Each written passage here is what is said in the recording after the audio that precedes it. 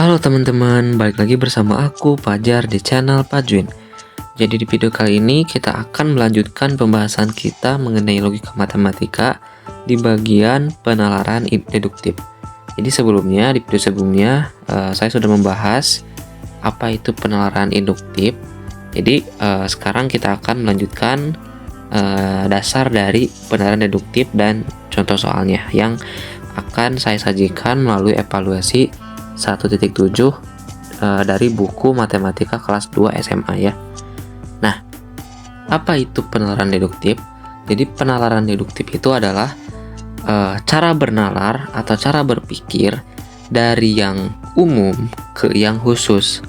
Karena pada video sebelumnya, penalaran induktif itu dari hal yang khusus ke hal yang umum. Nah, di penalaran deduktif adalah inverse atau kebalikan dari penalaran induktif gitu ya. Nah, jadi deduktif ini cara berpikirnya itu dari yang umum ke hal yang khusus, seperti yang dilakukan oleh, kalau kalian sering nonton ya, Detektif Conan gitu ya. Nah, itu sering melakukan penalaran deduktif ini gitu ya. Nah, maksudnya gini teman-teman ya. Jadi dari umum ke khusus itu, misalkan kita punya contoh, misalkan gini teman-teman ya, kita punya kasus yang bersifat umum.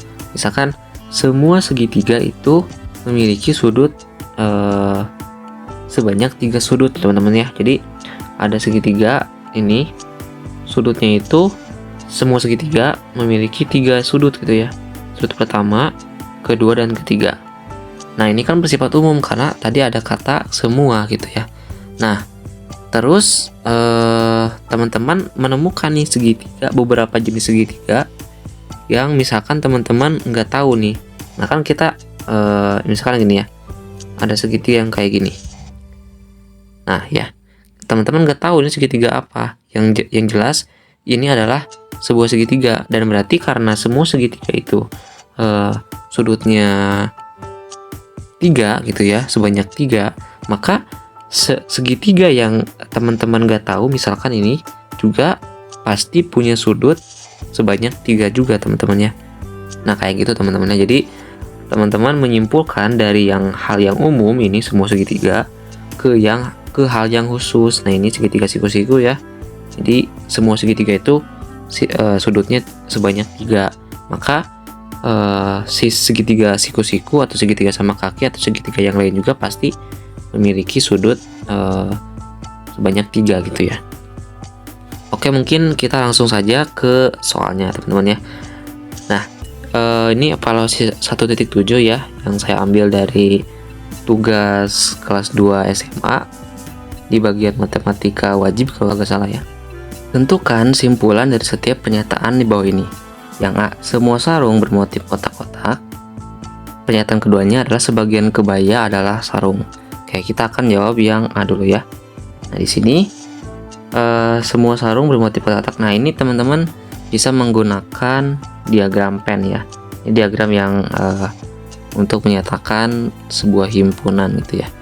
Nah, kalau teman-teman masih ingat ya, yang gambar ada kotak, terus dalamnya ada lingkaran gitu ya. Mungkin saya akan asumsikan bahwa teman-teman sudah paham dan tahu gitu ya tentang diagram pen ya. Oke, nah ini adalah penjelasan dari soal A ya. Nah, ini teman-teman ya. Nah, di pernyataan yang pertama bahwa semua sarung bermotif kotak-kotak teman-teman ya. Terus yang keduanya adalah sebagian kebaya adalah sarung. Ingat, semua sarung bermotif kotak-kotak. Oke. Nah, di sini saya gambarkan sarungnya sebagai lingkaran yang kecil yang berwarna kuning. Yang bermotif kotak-kotaknya itu yang biru teman-teman ya, yang besar. Nah, teman-teman perhatikan ya, bahwa lingkaran yang kuning ini itu ada semuanya ada di yang bermotif kotak-kotak. Tapi yang bermotif kotak-kotak enggak semuanya di sarung teman-teman. Ini ada yang biru ya. Jadi ini menandakan bahwa yang lingkaran di dalamnya itu adalah anggota dari motif kotak-kotak, teman-teman ya. Jadi maksudnya adalah semua sarung ini jenis apapun sini kan ya dilingkupi oleh yang kotak-kotak ini, teman-teman. Oke, yang kotak-kotak ini.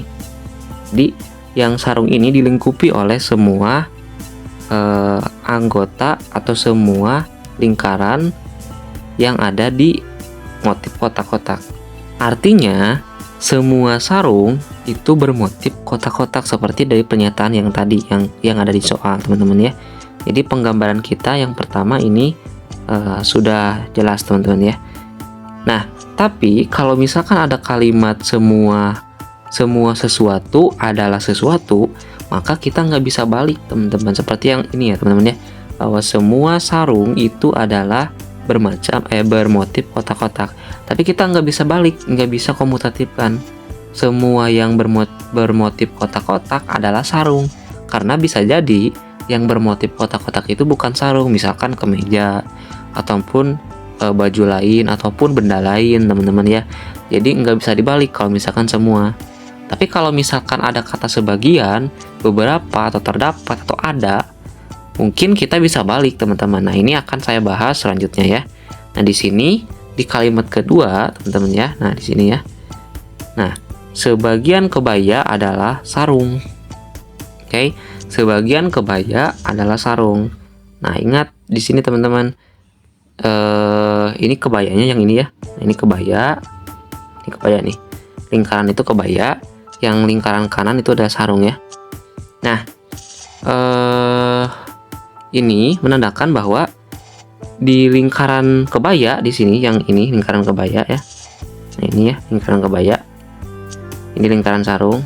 Di lingkaran kebaya dia beririsan di sini, teman-teman ya, dengan himpunan lain, dengan himpunan sarung. Nah, di sini, teman-teman. Jadi maksud dari sebagian kebaya adalah sarung adalah di sini, teman-teman ya. Saya kasih warna ya. Nah, di sini, teman-teman. Jadi sebagian kebaya adalah sarung adalah maksudnya di sini, teman-teman ya, di bagian irisannya. Nah, jadi gitu, teman-teman ya, untuk diagram pen. Nah, teman-teman juga bisa membalik katanya, karena seperti yang saya bilang tadi, semua itu nggak bisa dibalik, tapi kalau sebagian bisa dibalik, atau beberapa atau terdapat. Nah, tadi dari pernyataannya, sebagian kebaya adalah sarung, kita bisa balik. Sebagian sarung, ini kan sarung ya. Ya, ini kan sarung ya, ini sarung. Nah, ini sarungnya dilingkupi ini. Sebagian sarung adalah kebaya. Nah, ini emang kebaya nih, sebagian sarungnya di sini, di tengah-tengah. Itu, teman-teman ya. Jadi, ingat kalau misalkan semua itu nggak bisa dibalik, kalau sebagian bisa dibalik. Itu sederhananya ya. Nah, sekarang apa kesimpulannya, teman-teman ya? Nah, ini kesimpulannya ya. Ada yang pasti, ada yang kemungkinan. Tapi karena kita ingin menentukan kesimpulan, maka kita memilih hal yang pasti, teman-teman, untuk kita kasih sebuah argumen kesimpulan ya. Nah, di sini ada lingkaran sarung, teman-teman. Ingat yang ini ya, teman-teman ya. Nah, yang ini ya. Lingkaran yang ini. Nah, ini kan saya gambarkan ulang ya. Nah, di sini sama lingkaran kecilnya. Oke. Nah, ini ya. Kotak sama sarung, teman-teman ya.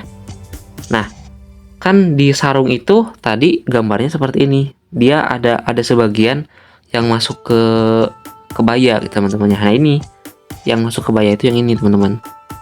Saya kasih ini ya. Nah, di sini, teman-teman ya. Nah, di sini dia masuk ke kebaya sarungnya. Seperti halnya ini, teman-teman ya. Yang ini. Nah, jadi yang pasti bahwa karena semua sarung itu bermotif kotak-kotak dan sebagian kebaya itu adalah sarung, maka yang pasti sebagian kebaya itu bermotif kotak-kotak, teman-teman ya. Ingat ini, teman-teman. Di sini ada potongannya, teman-teman, ada irisannya. Ini ya. Ini irisan antara si kotak dengan si itu kebaya gitu, teman-teman ya. Nah, di sini ya ada irisannya, ada perpotongannya gitu ya. Nah, maka tadi kesimpulannya bisa kita tulis seperti ini ya. Nah, ini beberapa kebaya bermotif kotak-kotak, teman-teman ya, atau sebagian kebaya bermotif kotak-kotak. Oke, mungkin itu untuk soal yang A. Nah, sekarang kita akan lanjut ke soal yang B, teman-teman ya. Nah, di sini sama juga, semua musik memiliki tempo yang cepat. Kita gambar diagram pennya. Akan saya kasih biru untuk musik, teman-teman ya. Di sini musik itu kotaknya kecil karena di sana ada kata semua ya. Dan kita kasih warna merah untuk tempo yang cepat. Oke. Nah, di sini ini tempo yang cepat TC, dan ini adalah musik ya.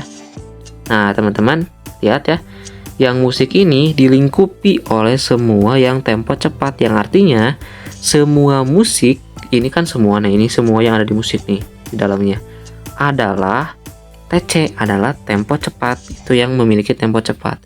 Jadi yang di dalam ini itu sebenarnya bagian dari tempo cepat. Nah, jadi kita gambarkan pernyataan yang pertama ini sebagai diagram pen yang ini. Nah, yang kedua, beberapa yang memiliki tempo cepat adalah pop. Nah, sekarang kita gambar, misalkan saya kasih hijau ya, untuk yang pop gitu ya. Nah, di sini ada pop, teman-teman ya. Ada musik pop, saya gambarkan bulat. Dan untuk yang tempo, ini kan warnanya merah ya, kasih warna merah aja. Nah, ini teman-teman ya. Nah, ini TC, tempo cepat. Yang ini adalah pop. Nah, teman-teman, ini. Nah, di sini teman-teman, perhatikan ya, yang musik ini berada semuanya di dalam TC. Ini musik ya. Nih, musik nih. Nah, semua yang jenis musik ini berada di dalam TC. Berarti kita memiliki dua kesimpulan teman-temannya di sini ya. Yang pertama, kemungkinan si musik ini lingkarannya itu ada di sini, atau si lingkarannya itu dia memotong yang hijau, teman-teman ya. Nah, bisa jadi gini, teman-teman. Nah, mungkin di sini saya agak kebingungan, teman-teman ya. Kesimpulan mana yang harus saya ambil, karena dua-duanya kita nggak bisa mastiin, teman-teman ya. Tapi mungkin saya akan kasih alternatif ya, karena di sini di musik itu kan ada yang pop ya, ada musik pop. Maka mungkin yang dimaksud di sini adalah benar lingkarannya itu seperti ini, gitu. Jadi nanti kesimpulannya adalah beberapa musik adalah pop, teman-teman ya. Beberapa musik adalah pop. Tapi saya nggak tahu pasti, nggak bisa memastikan bahwa ini benar, teman-teman ya. Tapi memang dari kenyataannya yang genre pop di musik itu ada, teman-teman ya. Tapi kalau misalkan si musiknya itu di sini, teman-teman ya, di sini, ini juga bisa jadi, teman-teman. Karena kan di sini di faktanya, di pernyataannya, bahwa si musik, ini musik, seluruhnya ada di TC. Ini kan TC nih. Nah, di sini juga musiknya ada di seluruh TC. Nah, bisa jadi si musik ini enggak memotong yang hijau, teman-teman. Jadi bisa jadi kesimpulannya itu nggak bisa ditentuin. Tapi karena memang sesuai dengan kenyataan di kehidupan nyata bahwa beberapa jenis musik itu adalah pop, ada popnya gitu, maka kita bisa menyimpulkan itu, teman-teman. Jadi beberapa musik atau terdapat musik yang genrenya itu pop ya, teman-teman ya, gitu, teman-teman. Nah, bisa jadi gini. Oke. Nah, silakan teman-teman, kalau misalkan ada pendapat lain, silakan tulis di kolom komentar supaya nanti saya akan perbaiki di kemudian hari ya, teman-teman. Nah, kita akan lanjut ke soal C. Nah, ini semua pohon adalah kayu. Beberapa jenis pohon, beberapa jenis kayu adalah keras. Oke. Nah, kita akan gambar lagi. Di sini ada pohon, misalkan kita kasih warna biru. Ini pohon. Ingat, pohonnya ini dia dilingkupi oleh kayu, teman-teman ya. Karena di sini ada pernyataan ada kata semua ya. Di sini ada semua, terusnya ada bendanya gitu ya. Maka benda yang awal biasanya itu paling kecil kalau misalkan kotak bulatannya ya. Kalau misalkan ada kata semua gitu ya. Nah, di sini adalah pohonnya. Ini pohon. Yang kedua, ini adalah kayunya, teman-teman ya. Ini kayu. Nah, berarti benar ya. Semua yang ada di sini, semua yang ada di lingkaran ini, semua yang ada di lingkaran ini berada di lingkaran paling besar ini. Yang artinya semua pohon adalah kayu, teman-teman ya, sama dengan pernyataan pada soal. Nah, beberapa jenis kayu adalah keras. Nah, ini kita gambar, misalkan, oke lah, gambarnya biasa ya. Di sini kayu, di sini keras, teman-teman ya. Ini keras, di sini kayu ya. Nah, oke. Nah, maksud dari beberapa jenis kayu adalah keras berarti maksudnya di sini, teman-teman. Yang dimaksud beberapa jenis kayu keras itu di sini. Ya.